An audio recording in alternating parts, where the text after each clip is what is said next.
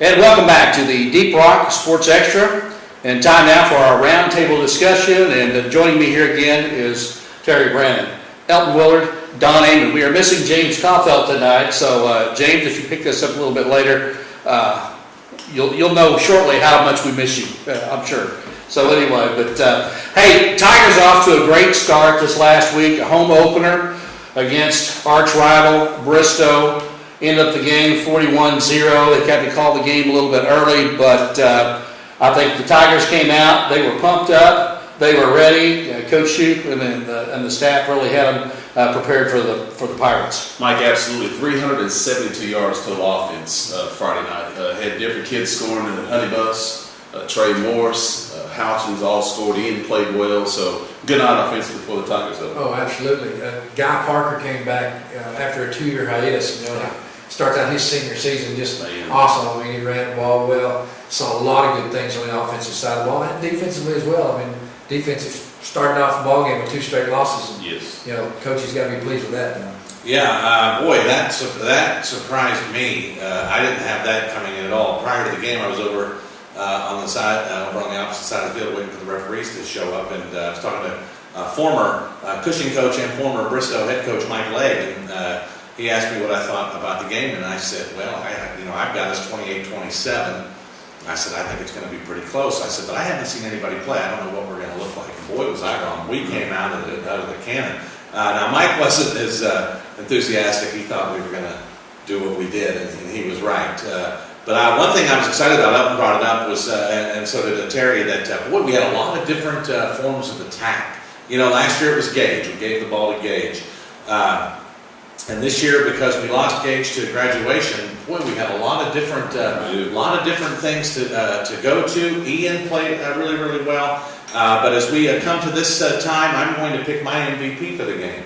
And my MVP for the game is going to be Guy Parker. Boy, did we miss Guy Parker. If we'd have had Guy Parker last year and allowed Gage a little bit of rest, who knows how far we could have gone. Man, that kid's got some quick legs. So Guy Parker is my MVP for the game. Elton? Well, MVPs, man, you could just start all over the board. I mean, there's so many new faces that we saw on the offensive side of the ball and the defensive side of the ball. I mean, defensive side, Anderson at nose guard, Colton Ferris, Dakota Lee, Josh Houchins, Kyler Patterson. Those guys are showing up right away. Offensive side of the ball, Houchins, Lee, Ian Jones, Honeybus, Guy Parker, Morris. Right. The whole offensive line. I mean, my goodness, if I had to do it, I'm just going to say Tigers at a full team. That's my MVP because they all played as a team unit. Got the job. Absolutely. I'm going to go with Josh Houchins. 3 touchdowns. Also had the key block for Trey Morris on the end around. When he came around the end there and hit full speed. So I'm going to go with Josh Houchins in this recent ball. Well, and like you said, there's just a lot of exciting things to talk about during that game, coming out there with Bristow.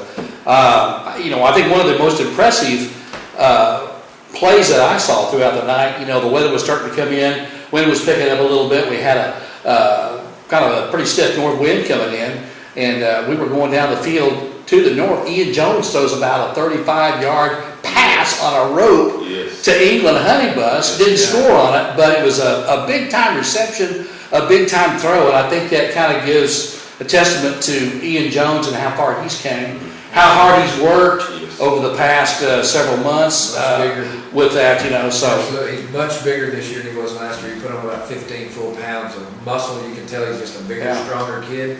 He worked hard to get to where he's at. Did a great job. And I also, we need to talk about Trey Morris. He got a 96-yard punt return, kickoff return. What was that? 93, wasn't it? 93? 93, whatever. I mean, he went a long way.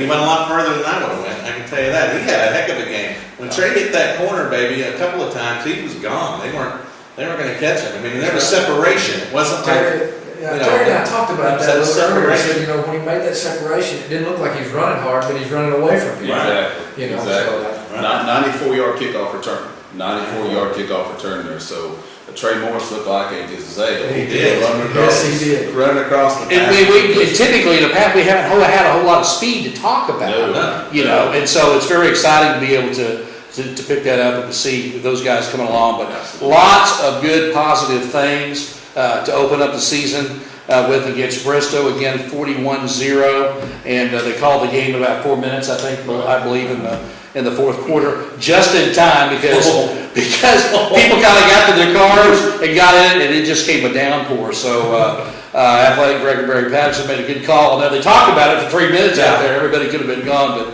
but nonetheless, Tigers come out with a home opener, a good victory against Bristow, 41-0. We're going to be back to talk about Berry Hill and homecoming coming up right after this.